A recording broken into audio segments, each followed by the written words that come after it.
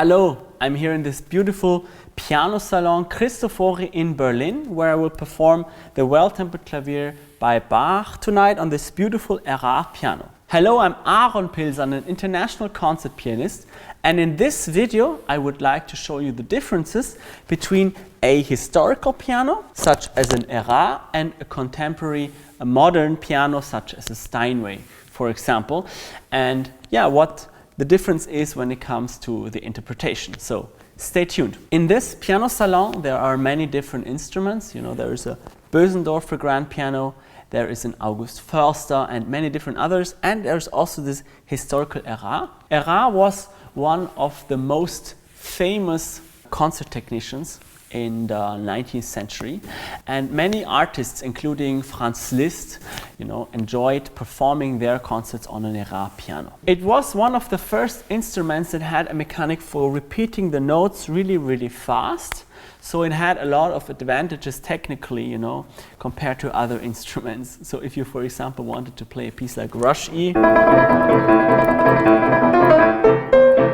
is famous on TikTok nowadays, this piano would help you actually, compared to other older pianos that were common at that time. Now, the biggest difference, from a sound between an Erard and a Steinway, for example, is inside the piano with the strings, where you can see that on this historical piano the strings are all straight, and that leads to much more variety in the sound in the different registers. What do I mean by that?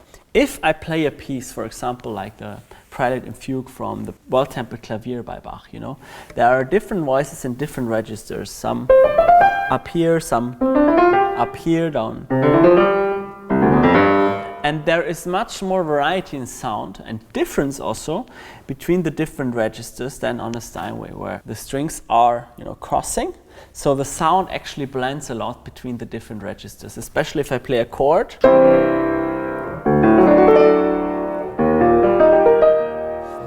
There is much more variety in the sound between the different registers. And that allows me, as the interpreter, for example, to bring out the voices even better in a piece like the Well-Tempered Clavier. If I play, for example, this fugue here, let's take, a simple one, B flat major.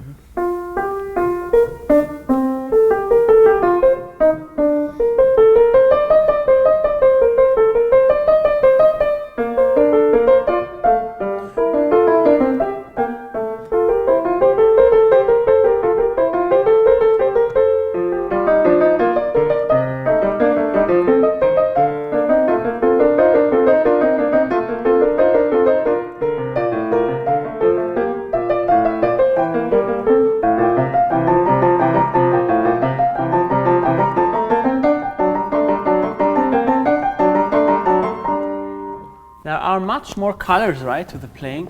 Of course, we also used a well-tempered tuning here on this piano, which I also do on modern instruments. Not all the tonalities, not all the major and minor keys sound the same. There are some that sound better and some that sound worse. This B-flat major is like a very calm and very nice piece, and the temperature here is also very nice and soothing, right? So you can hear the different registers. The other difference in the sound, of course, is the length of the notes.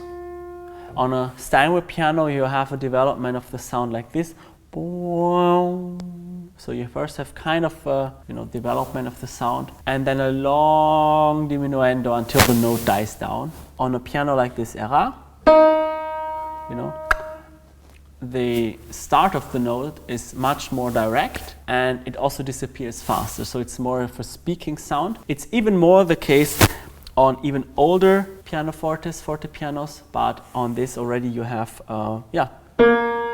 this very speaking kind of sound, which is very nice for Baroque and classical and also early Romantic repertoire. That comes due to the fact that the felt inside of the piano, there are hammers, with the felt is a bit tighter, it's not so soft, and it's also the touch, the mechanics are a little bit different. So there are a few differences, but as I've said, the main difference is the strings. And I enjoy very much playing on these old pianos. The sound is different. It sounds somewhat exotic to our non-trained ears, but it's something I've always enjoyed doing. For example, when I was in Hanover studying there, I had lessons with Zwimenica, who's a great harpsichordist, but also forte piano player.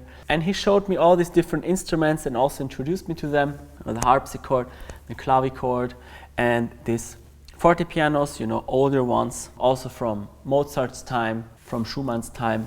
And this is from, Chopin and Liszt's time, I would say, but it's still nice to also perform older repertoires, the Bach, for example, on this piano. It sounds really, really nice, and I'm looking forward to this concert.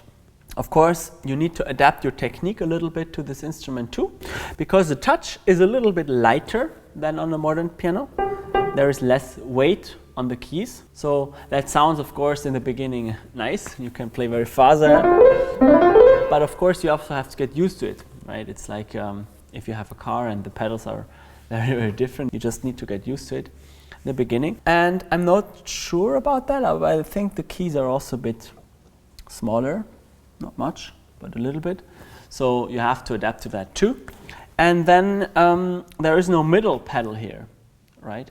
So, for example, in this A minor fugue, the freaks of you know this one. Here I am. In the end, Bach writes a so-called organ point where you have to hold the bass note throughout many bars, which you would usually do on an organ with your foot. So an instrument like this, you cannot hold it. Usually I would hold it with the middle pedal on the modern piano, but here it's not possible. So what you have to do as an interpreter is you have to play this note again.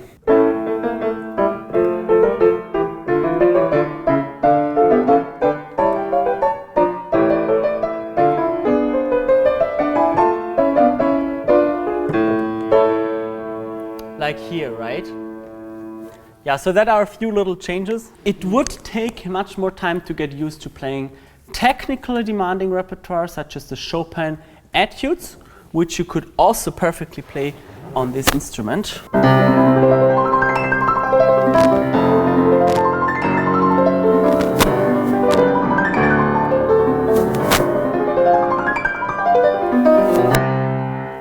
But you would have to get used to it even more. A piece like the Bach is more mentally and emotionally challenging, intellectually. So there, the technical differences are not so important. So I can easily adapt to different instruments. And as I've said, I'm looking forward to this.